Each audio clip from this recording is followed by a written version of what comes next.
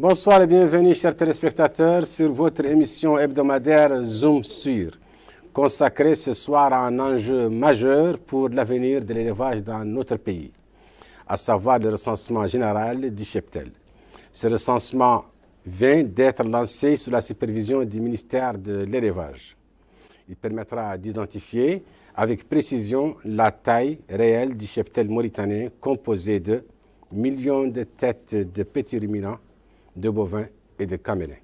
Nous recevons ce soir donc sur notre plateau pour discuter de ce recensement Madame Mane Mentelhaj, qui est directrice des stratégies de la coopération du suivi et évaluation au ministère de l'Élevage. Bonsoir et bienvenue Madame. Nous recevons également M. Khaled Ahmed Sidi, qui est responsable technique du projet de recensement de l'élevage dans la SAD. Bonsoir et bienvenue. Merci. Et nous recevons M. Mohamed Mahmoud Laghrabat, représentant de la Fédération nationale de l'élevage. Bonsoir et bienvenue. Avant d'entrer dans les vif du sujet, je vous propose de suivre ensemble cet élément qui a été réalisé par mon collègue Mohamed El-Khattat sur cette journée.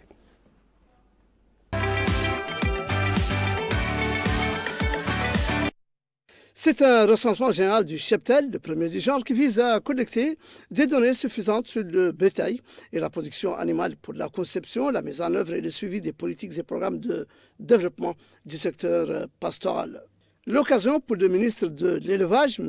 Ahmedeit Ouelchein, de préciser que la décision du gouvernement d'entamer ce premier recensement général du cheptel intervient en application des recommandations internationales qui invitent tous les pays à procéder au recensement des ressources animales. Une opération que le gouvernement a confiée, a-t-il dit, à l'Agence nationale de la statistique et de l'analyse démographique et économique sur fonds propres de l'État avec un appui technique et financier de la Banque mondiale et de l'Organisation des Nations unies pour l'alimentation et l'agriculture, la FAO. Il a souligné que le recensement du cheptel est une vaste opération qui vise à collecter, traiter et publier les informations relatives à la composition du cheptel, couvrant ainsi l'ensemble des petits ruminants, moutons, chèvres, de bovins et de camélins, ainsi que la volaille, les ânes et autres chevaux. Parallèlement au lancement officiel du recensement général du cheptel, le département de l'élevage a lancé une opération de sensibilisation des éleveurs mettant en exergue l'importance de ce recensement qui permettra de disposer d'une base de données fiable sur l'importance et les types de cette richesse ainsi que le niveau de sa répartition. De son côté, le président de la Fédération nationale des éleveurs a déclaré que la fédération est déterminée à tout mettre en œuvre pour la réussite de cette opération de recensement qui est d'importance première pour avoir une base de données précise et fiable sur les statistiques du bétail dans le pays. Précisons que déjà, 13 équipes de la fédération sont aux côtés des Wali, y compris à Nouakchott, pour prendre part au lancement du recensement et déployer tous les efforts nécessaires pour sa réussite. C'est dire que le recensement général du bétail a démarré du bon pied, les éleveurs saluant l'opération qui durera jusqu'au 5 juillet prochain pour sa première phase, alors que sa seconde phase durera 2 mois. Ils ont souligné leur disponibilité à faciliter l'accès des recenseurs aux zones d'élevage et aux points d'eau qu'ils fréquentent.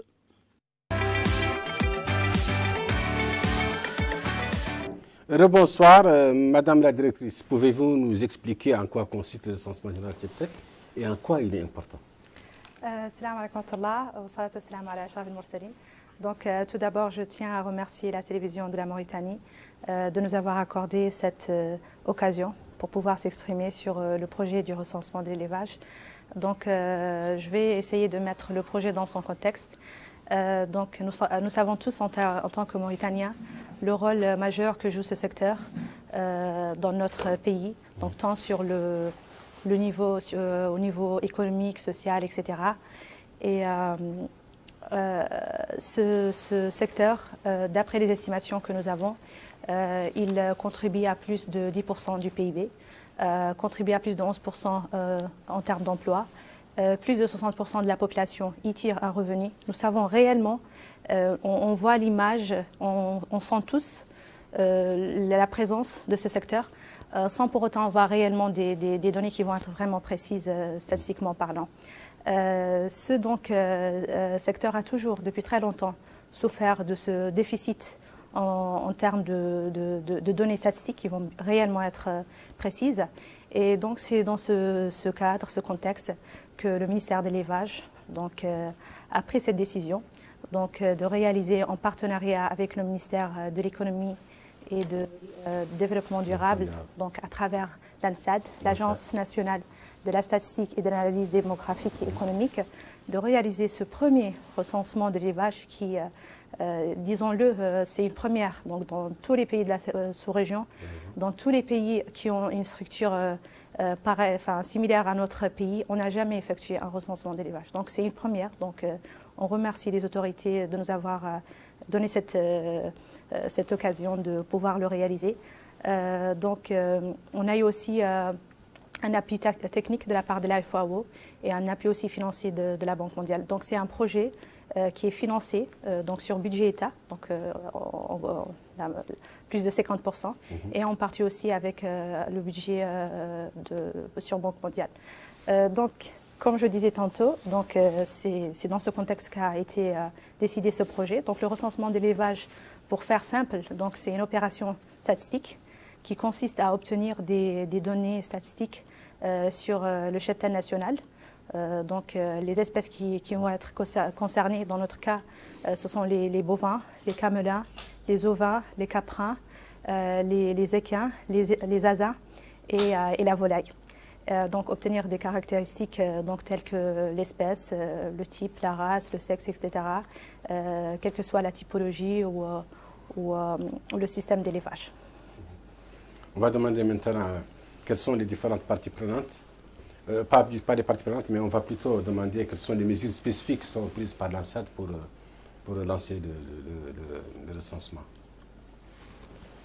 Merci beaucoup à vous et à la TVM de nous donner cette opportunité pour participer à cet échange très important, si sensible, si complexe. Donc le recensement général de l'élevage, donc une première en Mauritanie, mais également une première dans la sous-région. Aucun pays parmi les pays de la sous-région n'a effectué un recensement général de l'élevage suivant les normes scientifiques, suivant les normes techniques telles que décrites dans les directives et dans les normes internationales. Donc déjà, pour faire un recensement, qu'est-ce que ça suppose? Pour faire un recensement, ça suppose d'être exhaustif, d'être précis, et c'est-à-dire mettre en place un dispositif de collecte qui va te garantir la simultanéité de l'opération. Donc c'est un ensemble de normes, c'est un ensemble de critères, de principes techniques, scientifiques qu'il faut déjà prendre en compte avant déjà de se lancer ou avant déjà de commencer même à programmer l'opération telle qu'elle est.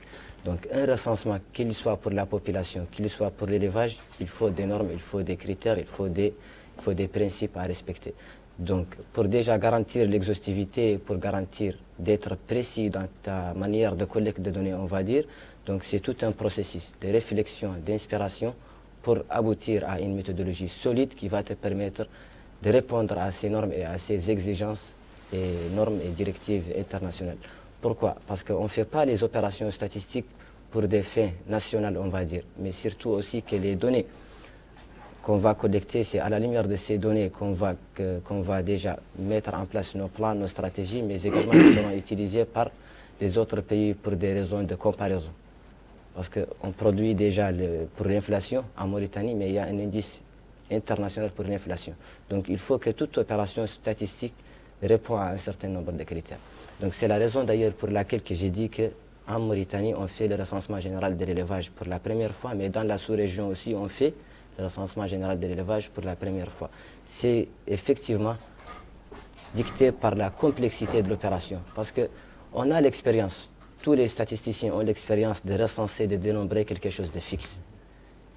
Donc la population, une population sédentaire qui est là, qu'on va faire une cartographie censitaire et on va y aller pour dénombrer. Mais l'élevage dans les pays sahéliens, c'est un élevage, on va dire, transhumant, c'est un élevage mobile. Et même la mobilité aussi, elle se varie entre les différents systèmes et les différentes typologies d'élevage. Donc il y a un travail remarquable qui a été fait sur 2 ans pour seulement asseoir une méthodologie qui va permettre de faire le recensement. Donc il y a le projet du recensement général de l'élevage, il est né en fin 2021 si je me rappelle bien. Donc c'était par une convention qui a été signée entre le ministère de l'élevage, l'Agence nationale de la statistique comme bras exécutif du système statistique national et entre le ministère de l'économie, sous titre de laquelle l'ANSAD est placé. Donc quand on a discuté, on s'est dit, nous, on ne peut pas c'est permettre de dire qu'on va faire un recensement général de l'élevage. Donc on a signé déjà pour la phase préparatoire. C'était pour réfléchir ensemble, nous, en SAD, ministère de l'élevage, Fédération nationale des éleveurs, FAO, toutes les parties prenantes, sur la faisabilité d'un recensement général de l'élevage. Parce que c'est un risque techniquement, scientifiquement, c'est un risque. Donc il faut prendre le temps de réfléchir, de savoir comment effectivement on peut faire un recensement qui répond à ces critères. Donc s'il ne répond pas à ces critères, les données, on ne peut pas les utiliser, ce n'est pas des données exploitables. Donc on a pris 2 ans pour élaborer une méthodologie. Et quand on a travaillé sur la méthodologie, à chaque fois qu'on travaille 2 mois, 3 mois, on revient sur les gens de la première ligne, on va dire, sur les inspecteurs, sur les délégués, sur les services déconcentrés du ministère de l'élevage, mais également sur la Fédération nationale des éleveurs, sur les OSP impliqués qui opèrent dans le secteur. Donc, dans ce sens-là, on a tenu pas mal d'ateliers, on a tenu pas mal de journées de concertation pour discuter des différentes données, pour discuter des différentes questions, pour discuter des différents outils de collecte, on va dire, leur convivialité ou leur convenable à l'enjeu. Donc, parce qu'il s'agit vraiment d'une opération très complexe. Donc, qu'est-ce qui a été mis en place? On va s'arrêter là en attendant que je revienne. Je prends la parole à M. Mohamed Mahmoud Lakarbat, qui, je le rappelle, est téléspectateur et représentant de la Fédération nationale des éleveurs. Qu'est-ce que vous pensez de ce recensement? Est-ce qu'il est utile? Est-ce que vous l'attendiez? Est-ce que vous le souhaitez? Je voudrais d'abord m'associer aux intervenants qui m'ont précédé pour vous remercier pour l'attention que vous prêtez d'une façon générale à la vie du pays et surtout à ce secteur qui est un secteur extrêmement vital, comme tout le monde l'a dit, et qui représente effectivement, bon, on s'hasarde toujours à donner beaucoup de statistiques, parfois très peu fiables. Qu'est-ce qu'il représente dans le PIB, qu'est-ce qu'il emploie comme main-d'œuvre. On sait que de toute façon, comme l'a dit tout à l'heure la directrice, en tout cas, il emploie une grande partie de la main-d'œuvre nationale. Et beaucoup de citoyens, pour ne pas dire tout le monde, tous les Mauritaniens, sont de mon point de vue éleveurs, parce que très peu d'entre eux. Donc pour nous, c'est un recensement extrêmement important. Si c'est la première fois qu'il est fait, en tout cas, ce n'est pas la première fois qu'on en parle. On a toujours estimé que ce recensement est utile et qu'il n'est pas possible de mettre en place une politique cohérente, correcte, sans des données fiables. Et les données fiables, c'est ça. Nous avons effectivement un cheptel important qui rend énormément de services. Il y a quand même aujourd'hui une denrée de première nécessité qui est la viande, que nous n'importons pas. Je crois que c'est la seule. Et ça, c'est grâce à ce cheptel. Mais nous avons un élevage vraiment extensif qui va tout simplement dans le désert. Et puis nous savons que notre pays, alhamdoulilah, est très vaste. Donc c'est vraiment très difficile. Il faut vraiment avoir des données fiables pour permettre de mettre en place une planification des projets, savoir ce dont on a besoin. Et puis éventuellement, et ça c'est extrêmement important, penser à changer un peu de méthode de cet élevage extensif à un élevage intensif petit à petit, même si l'élevage extensif répond beaucoup aux mentalités des nomades, des Mauritaniens qui préfèrent toujours errer un peu dans les déserts et chercher des pâturages qui parfois, comme vous le savez, ne sont malheureusement pas à la hauteur des besoins. Et ils sont toujours sujettés à la pluviométrie,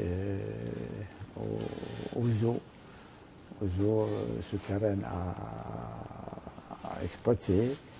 Et donc très souvent, comme vous le savez, beaucoup de cheptels est arrivé parfois à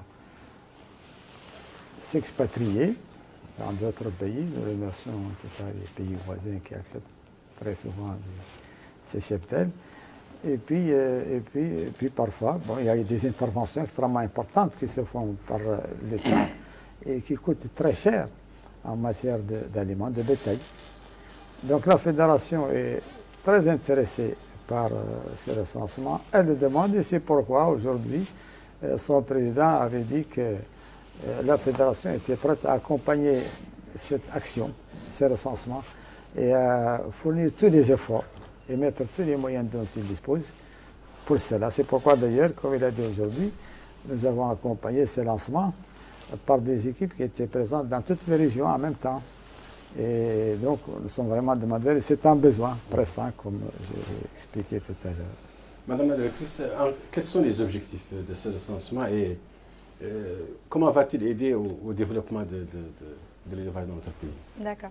Donc, toujours pour faire simple, l'objectif, on va dire, principal va être, comme l'ont dit tantôt les invités, donc c'est d'obtenir des informations précises, fiables sur le cheptel national, sur ce secteur de l'élevage, et ce, aux plus petites unités géographiques du pays, ce qui est très important.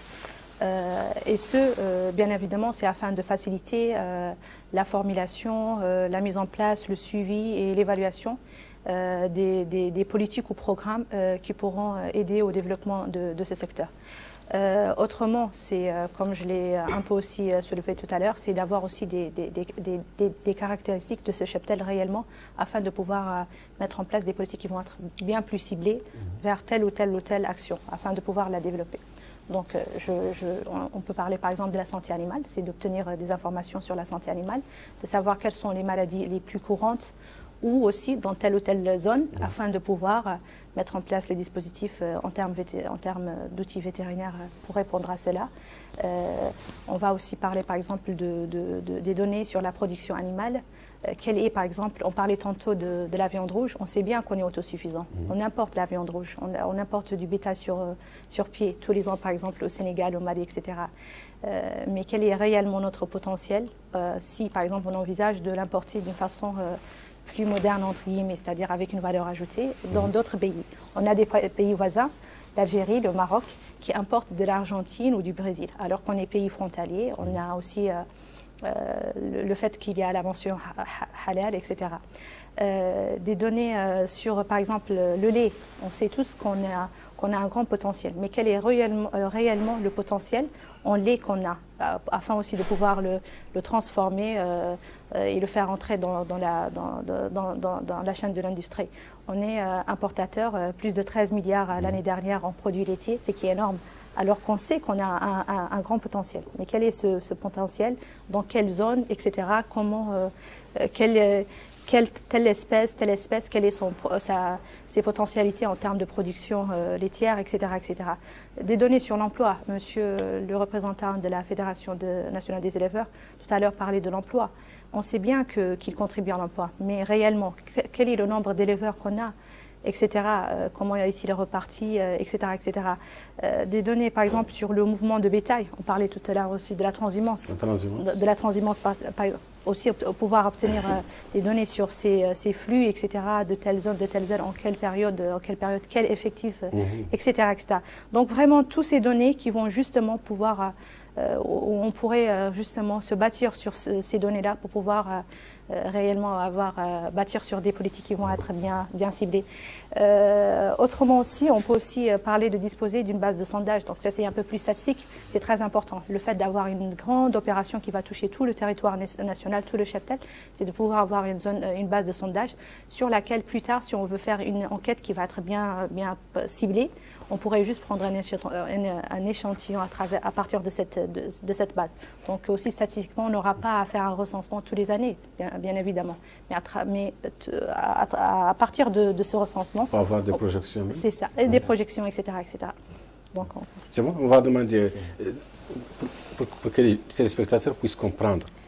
Parler trop technique, c'est pas tout le monde qui comprend. Okay. Qu'est-ce que vous allez faire? Vous allez amener une case, vous allez rentrer dans les maisons, qu'est-ce que vous allez faire concrètement sur le terrain? Okay. Vous allez demander à un éleveur qu'est-ce qu'il possède comme bétail, etc. Okay. Techniquement, qu'est-ce que vous allez faire? De manière concrète, évitez-nous les ateliers, etc. Parce que les gens ne comprennent pas tous, ils ne sont pas tous au même niveau. Très bien. Par exemple, un éleveur, disons, au fond de la Mauritanie, ne peut pas comprendre techniquement ce. Qu'est-ce que vous allez lui demander? Ok, pas de problème. Donc, pour faire simple, donc, ce qui sera fait, c'est que des équipes seront déployées sur le terrain pour recenser... Sur l'ensemble du territoire national. Sur l'ensemble du territoire national, évidemment.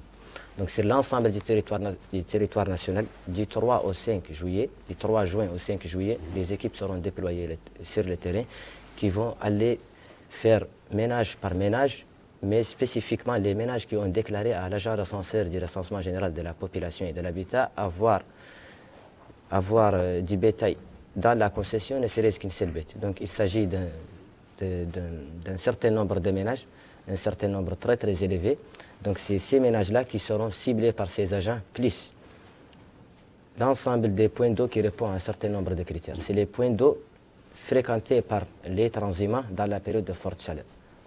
D'accord. Donc ces agents-là, ils vont visiter les ménages dans le milieu urbain, dans le milieu rural, ils vont visiter les points d'eau. Donc quand on dit aussi point d'eau ici, c'est un terme méthodologique. Donc on parle des eaux de surface, on parle des puits, on parle des forages, on parle des points d'abreuvement sur la ligne du fleuve. Donc on parle de toutes sources d'eau fréquentées par les nomades dans la période de forte chaleur. Donc parce que l'objectif c'est de recenser la partie transhumante du cheptel en cette période-ci, vu qu'on ne va pas la trouver dans les autres unités d'observation. Donc il s'agit de recenser les cheptels nationaux, les animaux autour des points d'eau, dans les ménages, dans les fermes de l'élevage intensif des ruminants, dans les fermes de l'élevage intensif de la volaille, et dans les exploitations urbaines et périurbaines. Quand on parle des exploitations urbaines et périurbaines, on parle des petites exploitations qui sont installées sur les grands axes routiers et aux alentours des grandes villes. Donc voilà, des grandes agglomérations. Donc c'est des gens qui sont installés pour la vente d'îlets comme objectif, c'est ce qu'ils ont, mais ils ont quand même un certain nombre de têtes qu'ils élèvent et qu'on ne va pas également trouver dans les autres unités d'observation telles que les ménages, les points d'eau et tout. Donc maintenant, voilà, on a parlé de qui on va recenser. Maintenant, comment on va le recenser? Donc, c'est à travers un support informatique que l'agent va venir et va expliquer tout d'abord à l'interviewé son objectif, l'objectif, voilà, la raison pour laquelle il est là, les objectifs, les grandes lignes, et il va procéder à lui administrer un questionnaire qui commence par une section d'identification. Donc cette section, elle vise à identifier les ménages, le nom du répondant, un certain nombre d'informations qui vont permettre après la consolidation et la compilation des données au finish et permettre aussi un suivi en parallèle avec l'opération de collecte des données. Donc il y a aussi une section sur les effectifs, c'est la section la plus importante. Donc il y a les effectifs qu'on prend et comme je disais dans l'introduction, il y a des normes à respecter. Donc quand on va prendre les effectifs, on ne prend pas les effectifs comme ça. On prend les effectifs avec la répartition des effectifs possédés par âge, par sexe. Et ça c'est très important parce que souvent les gens ne comprennent pas l'importance de ces informations. Parce que quand on prend les effectifs par âge, par sexe, ça nous permet après d'analyser davantage pour savoir la structure du troupeau, calculer la croissance dans les troupeaux, par exemple, de bovins ou de petits ruminants ou de camélés qui sont élevés dans des conditions, voilà, qu'on va dire, par système d'élevage, on va dire. Donc, c'est des informations très, très importantes qui vont permettre après d'enrichir l'analyse, on va dire. Il y a aussi une section sur la production du lait, il y a une section à la fin sur la pratique de l'agriculture par les ménages. Donc, c'est des questions qui varient, voilà, par typologie cible. Donc, les questions qui seront posées aux éleveurs autour des points d'eau, de là, on a fait très attention. On a élaboré un questionnaire très, très réduit parce qu'on sait que, voilà, la conjoncture dans laquelle se trouvera l'agent et se trouvera également l'éleveur ne lui permet pas à répondre à un nombre élevé de questions. Donc on a réduit le questionnaire au maximum. Donc il s'agit d'une dizaine de questions, voilà, qui est posée à la va-vite et il n'y a pas trop de détails. Donc il y a une enquête qui s'est faite en parallèle avec l'opération de collecte pour corriger en tout cas les informations qu'on ne va pas prendre autour des points d'eau. Donc c'est en gros, en tout cas, c'est grosso modo le dispositif de collecte pour ne pas trop rentrer dans les détails. Voilà, Monsieur Daghrabat, dites-nous, vous qui représentez les éleveurs, est-ce que les éleveurs ne vont pas jouer à un jeu malsain, craignant que cette opération ne leur fasse faire des dépenses inutiles, comme par exemple des taxes ou des impôts sur le nombre de têtes et de bétail qu'ils ont? C'est un peu la crainte des éleveurs en grande partie. Oui, vous avez parfaitement raison, ça a été déjà vécu. Les équipes qui se sont déplacées sur place se sont un peu affrontées à deux types de personnes, sinon trois. Il y a certaines personnes qui pensent que le recensement est destiné à imposer les bétails, ce qui n'est pas le cas. Il faut toujours leur expliquer que ce n'est pas du tout ça. Il y a d'autres qui pensent que c'est un recensement peut-être pour distribuer les aliments de bétail. Alors certains préfèrent minorer, d'autres préfèrent plutôt majorer, c'est ça, pour pouvoir bénéficier. Tout ça, ce n'est pas vrai. Donc il y a un travail de sensibilisation, d'explication je crois, est menée relativement bien par l'ensemble des personnes et des entités concernées, depuis les ministères, vous, bien sûr les éleveurs et leurs organisations dans leur ensemble. C'est un travail difficile. Et puis, de toute façon, ce recensement, il ne faut pas penser que c'est facile. Pas du tout, c'est très compliqué. D'abord, c'est une première en Mauritanie. C'est ensuite une première dans la sous-région, bien que les gens ont généralement des superficies réduites et un cheptel assez bien localisé. Ils ont une longue expérience et tout ça. Beaucoup font l'élevage intensif. Quand on parle de la Mauritanie, c'est vraiment un vaste territoire et puis les gens préfèrent aller là.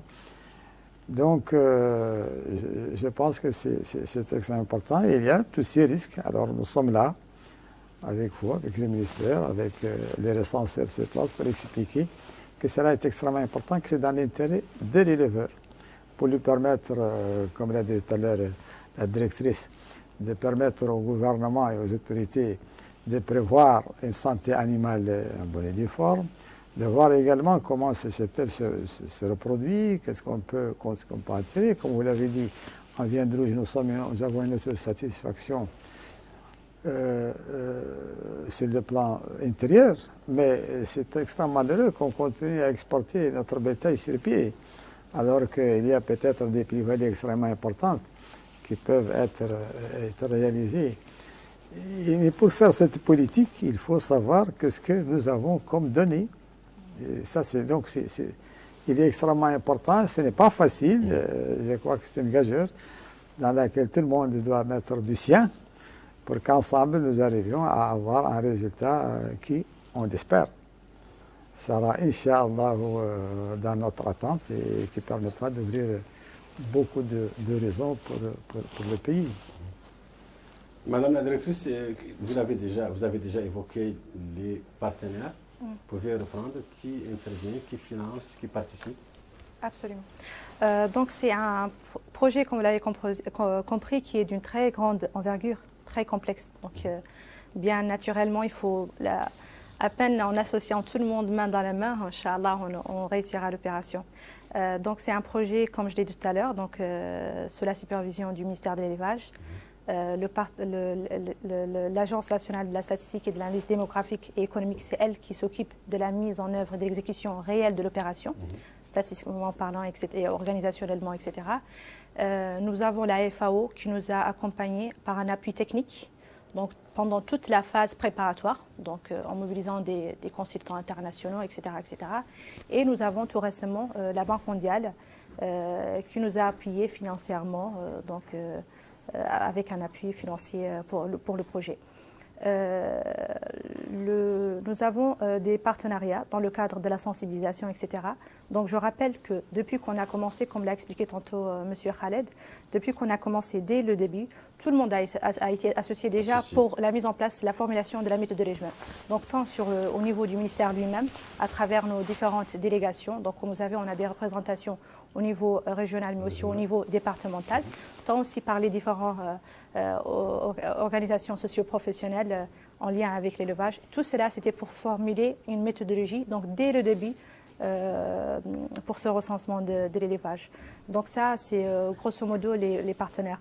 Je pourrais aussi peut-être parler de l'organisation quant au comité, etc., plus tard. Une fois que vous aurez posé une question. Vous avez l'occasion d'en parler, c'est l'occasion parce que le temps... D'accord.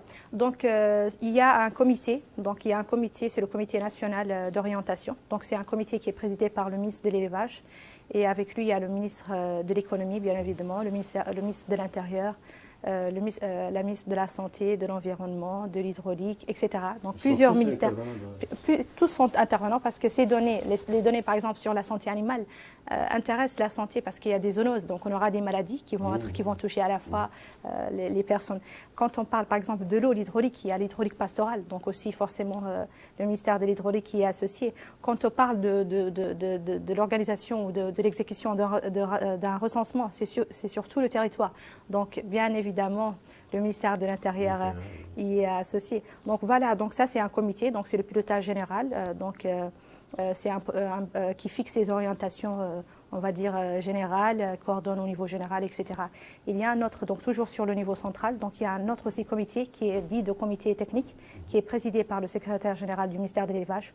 Tous les directeurs centraux, conseillers, etc., qui sont au niveau du ministère, ils sont membres, mais aussi les fédérations et quelques partenaires techniques et financiers qui sont avec nous. Donc ce comité a pour rôle de fixer à chaque fois chaque étape technique que l'équipe technique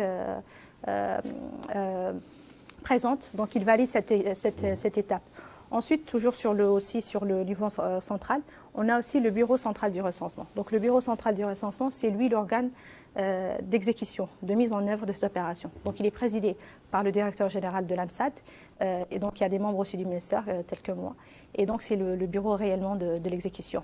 Au niveau régional, donc on a à peu près la même proposition, c'est qu'on a un comité régional du recensement, donc présidé par le Wali. Donc le président du conseil régional est membre, les hakim, etc., les fédérations au niveau aussi local, donc au niveau de chaque wilaya. Et aussi à la même image que le bureau central, on a aussi un bureau régional. Donc, mais cette fois-ci, ce qui change un tout petit peu du niveau central, c'est qu'il est présidé par le délégué de l'élevage. Donc, mais avec le délégué de l'élevage, il a son adjoint qui est de l'ANSAT et toute l'équipe technique qui est avec lui au niveau régional. C'est-à-dire des informaticiens, des responsables techniques, etc. Et même un responsable administratif pour tout ce qui est organisation, etc. Et donc, ce qui veut dire que c'est une opération qui a été pensée dès le début collectivement, mais une fois arrivé à la mise en œuvre elle-même, puisque c'est une opération sur tout le territoire national, on ne peut pas, nous, là, tout gérer du niveau central, elle a été décentralisée. Donc, et ce, à tous les niveaux, donc du Wali vers le bas.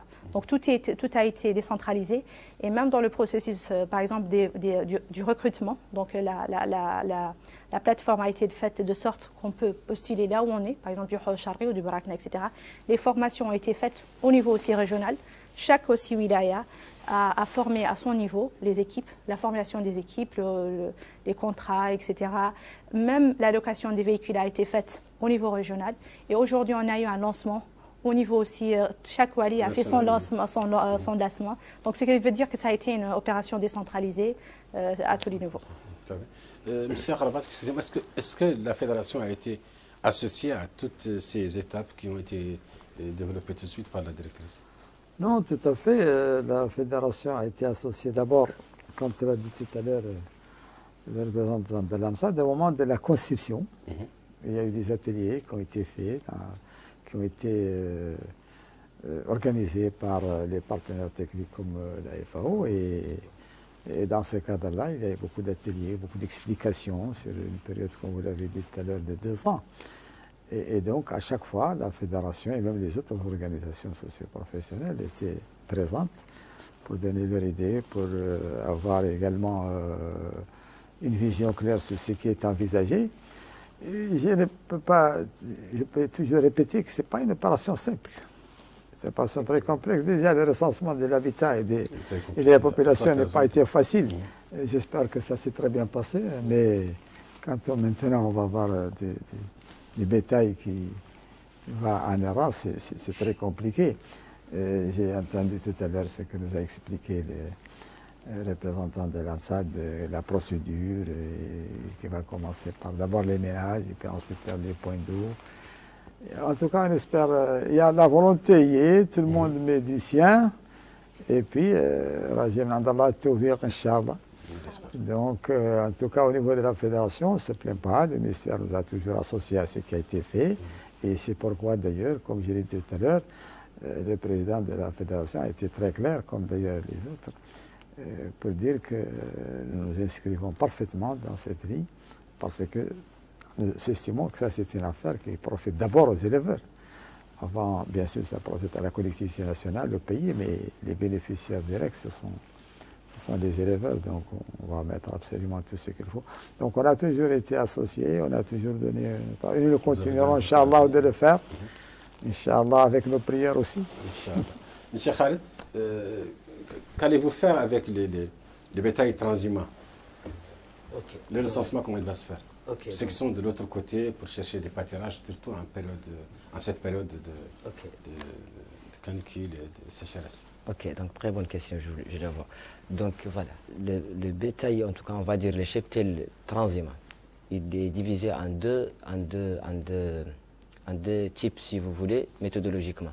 Donc il y a la partie qui transime en interne, c'est-à-dire sans dépasser la frontière mauritanienne.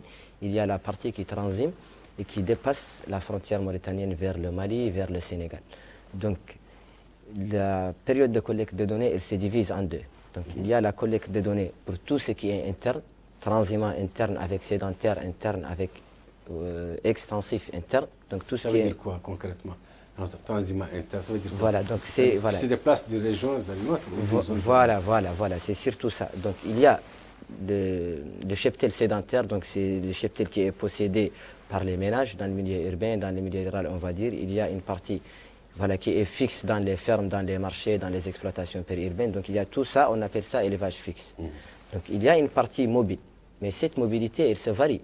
Donc il y a certains éleveurs qui transiment d'une wilaya vers une wilaya, mais sans dépasser la frontière mauritanienne. Mais il y a une partie, au contraire, qui dépasse la frontière mauritanienne. Donc suivant la méthodologie, on a arrêté une période de référence pour collecter des informations relatives à la partie interne, en interne de la Mauritanie, on va dire, entre 3 et 5. Et donc, avant la tombée de la première pluie, on va dire, ou avant la tombée de 2 ou 3 pluies successives, donc on va couvrir la bande transfrontalière de la Mauritanie avec le Mali et avec le Sénégal. Il y aura des équipes qui seront placées sur la frontière pour recenser tous les transhumants de retour sur une période de 60 jours. Donc on va dire de 2 mois pour être sûr qu'on a tout recensé. Et donc voilà, ça revient un peu sur ce que je disais dans ma première introduction, sur la simultanéité, la précision, l'exhaustivité, tout ça. Donc ça, il va falloir, avant de lancer, être sûr que tu as toute la cartographie de toutes ces unités d'observation. Donc les points d'eau, comme disait tout à l'heure le représentant de la fédération, c'est très important. Les points d'eau, les ménages, les fermes, les marchés, tout ça, on les dénombre parallèlement. C'est-à-dire que l'opération, il faut qu'on suive la simultanéité de collecte de données, on va dire. Donc on collecte les données auprès des points d'eau, des ménages, des fermes en même temps. Donc à Hout Sharqi, à Hout Gharbi, au Brakna en même temps. Donc le recensement, il commence aujourd'hui dans toutes les wilayas et auprès de toutes les unités d'observation. Sur un mois, donc toutes les dispositions nécessaires, tous les besoins de l'opération en ressources humaines, en logistique, tout a été programmé pour couvrir le territoire national en un seul mois et terminer avec pour pouvoir couvrir la bande transfrontalière au temps opportun et procéder à recenser les transhumants de retour. Donc c'est un peu, voilà, pour ne pas être très long. Voilà, donc...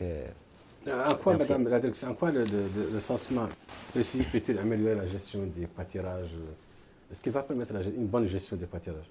D'accord. Donc c'est à l'image de ce que je disais tout à l'heure, c'est que pour toute intervention publique, elle doit se baser sur des données fiables afin de bien pouvoir l'élaborer déjà, mais aussi bien pouvoir la cibler. Donc que ce soit, je parlais tantôt de la santé animale ou de la production animale, mais aussi ça reste aussi identique aussi dans le cas de la gestion de pâturage. On parlait tout à l'heure des mouvements de bétail, etc. Les zones de concentration de bétail. Si par exemple là on a, comme vous savez, le retour des réfugiés, etc., avec l'arrivée des réfugiés, pardon, et le retour par exemple de nos frères qui étaient de l'autre côté de la bande frontalière avec le Mali. Donc il y a une certaine concentration que là, les chiffres vont sûrement la confirmer sur toute cette bande.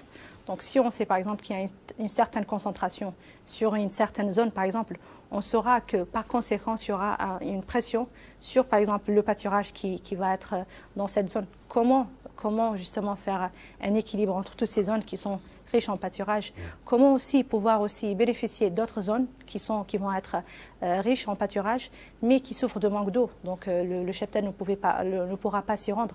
Donc on a un programme au niveau du ministère sur l'hydraulique pastorale. Et donc là, le fait d'avoir les données sur la concentration du bétail dans telle ou telle zone va aussi pouvoir aussi nous indiquer où intervenir en termes d'hydraulique pastorale ou intervenir, par exemple, en termes de soins, d'intervention vétérinaire, parce que lorsqu'on a une concentration dans ces sols, veut dire contact, veut dire maladie transmissible, etc. Donc il faut aussi un dispositif aussi médical qui doit être aussi dirigé dans ces zones, etc., etc. Donc tout cela, donc ça revient toujours dans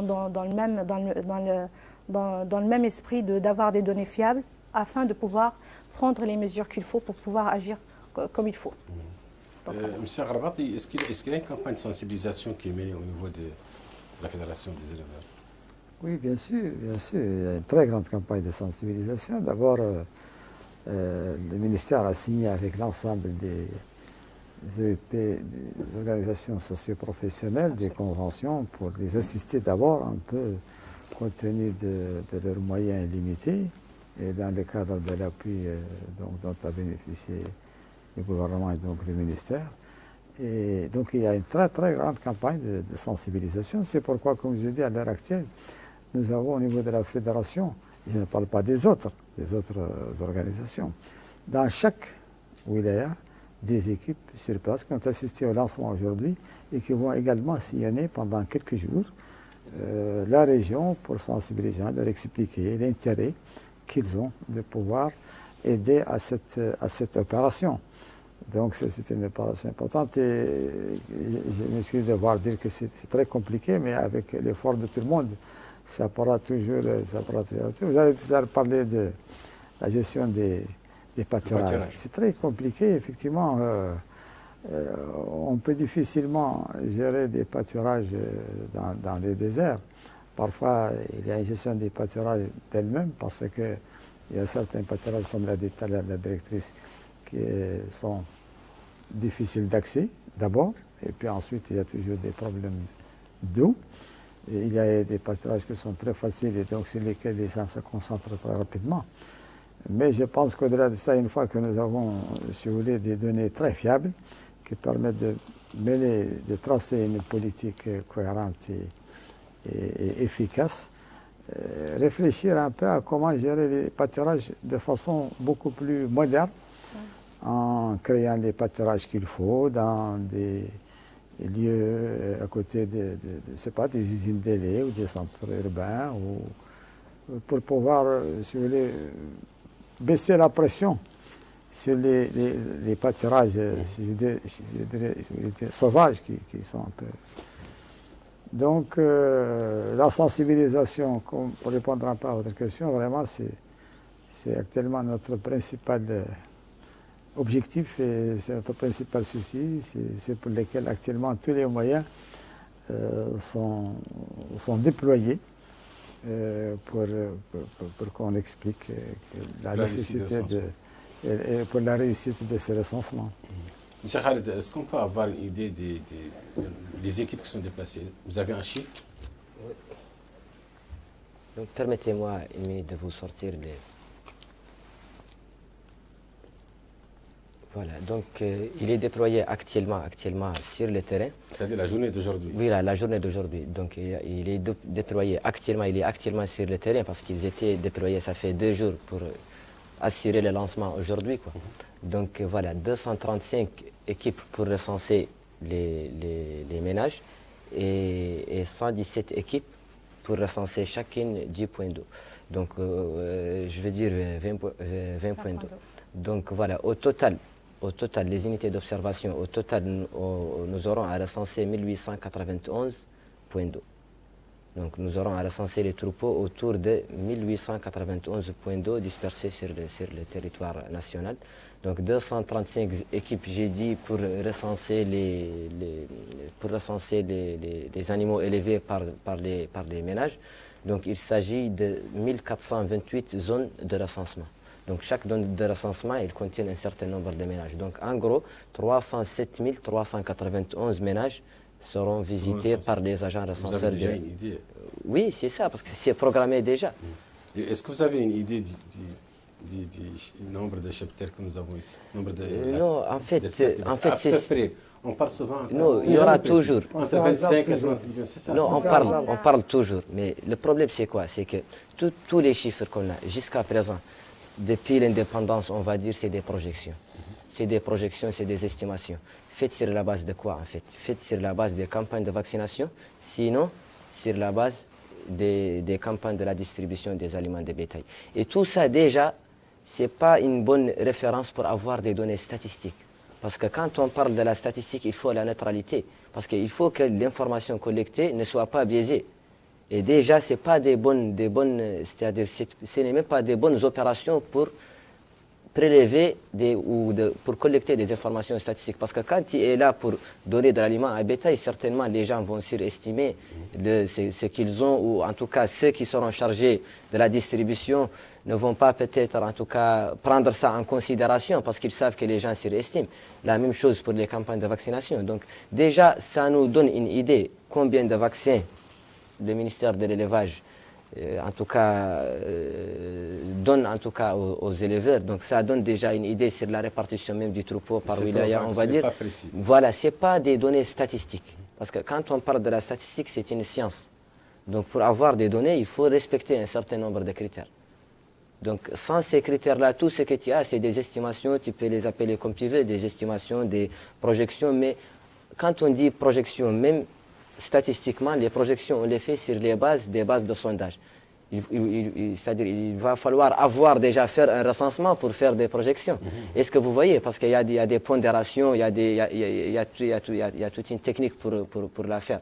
Donc c'est la raison pour laquelle que je vais revenir un peu sur l'importance, sur les objectifs attendus, sur les champs thématiques, parce qu'on en a beaucoup discuté. Je pense le plus essentiel maintenant, c'est qu'on doit faire un recensement suivant les normes, qu'il touche au moins 80-89% de la population, après avec des mesures statistiques suivant des sciences, en tout cas précises, on va dire, on va pouvoir corriger en tout cas ce qui nous manque en termes de couverture. Si on arrive à recenser 89%, en tout cas la précision de ces 89% va nous permettre de corriger ce qu'on n'a pas pu trouver sur les 11% qui vont nous rester. Et c'est très important, pourquoi? Parce qu'on ne va pas seulement avoir des effectifs, mais chaque tête d'animal recensée, on va savoir un certain nombre d'informations qui vont nous permettre de planifier sur le volet hydraulique, sur le volet pastoralisme, comme il venait de parler mes collègues, parce que quand on parle des zones de pâturage, souvent il y a des zones de pâturage, mais les gens transident. Pourquoi? Parce qu'il n'y a pas de l'eau. Le cas échéant aussi. Il y a de l'eau, il n'y a pas de pâturage. Et souvent, les données, c'est les mêmes données. Quand il y a par exemple les données des campagnes des campagnes de vaccination, de distribution d'aliments de bétail, ça donne les mêmes résultats au fur et à mesure. Et c'est d'ailleurs la raison pour laquelle que souvent on trouve des organisations qui sont là pour mettre en place des infrastructures hydrauliques d'eau et revenir après 4 ans, une autre ONG va venir faire la même chose dans la même localité, on va dire. C'est parce que les données n'étaient jamais actualisées. Et quand on les actualise, c'est de la même manière. Donc rien ne change. Donc pour la première fois, chaque troupeau transhumant, on va demander à son répondant quelle est sa zone de provenance, quelle est sa destination finale. Donc au fur et à mesure, on va pouvoir dire que, voilà, dans la wilaya, on va dire X, il y a 1 million de bovins, dont 900 transhumes. On va se poser la question pourquoi? On va se poser la question pourquoi? Et c'est ça qui donne un signal réel, efficace, opérationnel aux partenaires de développement, au gouvernement, au ministère de l'élevage, pour agir efficacement, pour agir de façon très opérationnelle quand il s'agit de distribution d'aliments de bétail, parce qu'il n'est pas équitable qu'on fait la distribution aveugle. Parce qu'il faut commander et réacheminer vers les wilayas. Et sur la base de quoi? Tous les plans, toutes les stratégies, tout ça, il faut avoir des données pour pouvoir déjà faire quelque chose. Sinon, c'est comme si on est avec bonne intention en train de servir, on va dire, le secteur, mais jamais ça ne va pas donner une solution finale. Et si ça donne une solution, on ne va pas le savoir. Madame la directrice, M. Khalid est fonctionnaire dans votre département parce que... Il travaille avec nous depuis bientôt 3 années. Il devient un connaisseur. Bien sûr, Machallah. L'émission touche presque à sa fin. Je voudrais avoir votre avis. Pourquoi vous avez choisi cette date-là? C'est-à-dire le mois de juin. Le mois de juin. Donc, comme il avait expliqué tout à l'heure, c'est qu'on avait dit qu'en fonction de notre élevage, comme il a expliqué, on a 2 typologies principales de l'élevage. On a un élevage qui va être fixe, un élevage qui va être mobile. Pour l'élevage qui est fixe, où on peut le trouver? Donc, c'était ça la question. Où on peut observer cet élevage?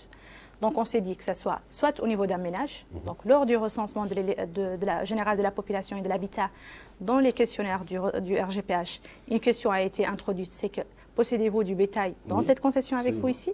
Donc c'était pour justement identifier les ménages qui vont être révisités donc, lors de ce recensement. Donc on a les coordonnées GPS. Tout à l'heure, vous avez demandé, est-ce que vous avez ces informations? Oui, on a là où se trouve chaque ménage qui a déclaré avoir du bétail avec lui dans la concession. Donc soit dans un ménage, donc, soit au niveau d'un marché de bétail, soit dans une exploitation, que ce soit une ferme, que ce soit un terrain où on fait de l'embouche par exemple, que ce soit dans une, on parle de la volaille, que ce soit dans un poulailler, un poulailler mais d'une certaine taille, soit au niveau des exploitations périurbaines, donc par exemple ceux sur les différents axes du pays, soit au niveau qu'est-ce qui reste encore? Donc j'ai parlé de ménage, je parlais de marché à bétail, des différentes exploitations. Donc c'est là où on peut observer du bétail ou donc ça c'est pour le bétail qui est fixe. Il reste le bétail qui va être mobile. Donc le bétail qui va être mobile, on va l'observer principalement dans deux points. Donc soit au niveau d'un point d'eau, lorsqu'on parle de point d'eau, que ce soit d'eau de surface ou eau profonde, ou au fleuve, etc. Soit aussi, on peut aussi l'observer au niveau à son retour. Donc il était transhumant à l'extérieur du pays, donc à son retour. Pour cela, qu'est-ce qu'on s'est dit? On a dit qu'on allait le faire en deux fois, parce qu'on a un élevage qui va être à un moment dans le pays au niveau du territoire national. Et donc on s'est dit que la meilleure période sera la période qui va être chaude. Donc avril, mai jusqu'à juin, donc avant l'arrivée des pluies. Donc une fois arrivée, par exemple, pour une équipe, une fois arrivée au niveau d'un point d'eau, elle peut rester par exemple 3 jours et normalement tout le bétail qui est à côté va venir s'abreuver. Selon le rythme d'abreuvement, normalement, puisqu'il fait très chaud, 3 jours, tout le bétail qui va à côté va venir s'abreuver. Et donc c'est pour cela qu'on a choisi la période chaude. Donc ça a coïncidé maintenant avec juin, puisqu'on était en train de mettre tous les préparatifs qu'il faut. La deuxième période, on s'est dit, c'est au retour des transhumants. Quand est-ce que les transhumants commencent à revenir? C'est généralement à partir du mois de juillet, août, lorsqu'il commence à pleuvoir. Donc, et là, comme l'a dit tout à l'heure M. Khaled, on va mettre les équipes. Donc, on a bien identifié avant les points de passage et les zones de passage de retour des transhumants. Donc, ça soit avec la frontière malienne, mais aussi avec la frontière sénégalaise. Donc, de déployer des équipes tout au long de la frontière pour pouvoir recenser le bétail qui sera de retour. Donc c'est pour cela la période. Donc là, pour faire vite, on a deux périodes. Donc là, on a commencé aujourd'hui du 3 juin jusqu'au 5 juillet pour la première partie. Et la deuxième partie va être juste après, mais qu'au niveau de la frontière, les deux frontières avec le Mali et le Sénégal. Malheureusement, c'est la fin de l'émission. C'est dommage, mais le temps qui nous est imparti est terminé. Je rappelle à mes téléspectateurs que l'émission était relative au recensement des cheptels qui a été lancé aujourd'hui sous la tutelle du ministère de l'Élevage et que mes invités étaient Mme Mana Mtelhaj, qui est directrice des stratégies de la coopération de suivi et évaluation au ministère de l'Élevage. Merci Mana d'avoir répondu à notre question. Merci. Également M. Khaled Ahmed Sidi, qui est responsable technique du projet de recensement de l'élevage à l'ANSAD. Merci beaucoup. Et M. Mohamed Mahmoud de la Garbat, qui est représentant de la Fédération nationale des éleveurs. Je vous remercie. Si c'est possible. Il faut que ça soit en 30 secondes au maximum. En 30 secondes. Donc j'invite tous nos co-citoyens, que ce soit les éleveurs, que ce soit les intervenants dans le secteur, que ce soit toute la population mauritanienne, c'est de collaborer avec nous.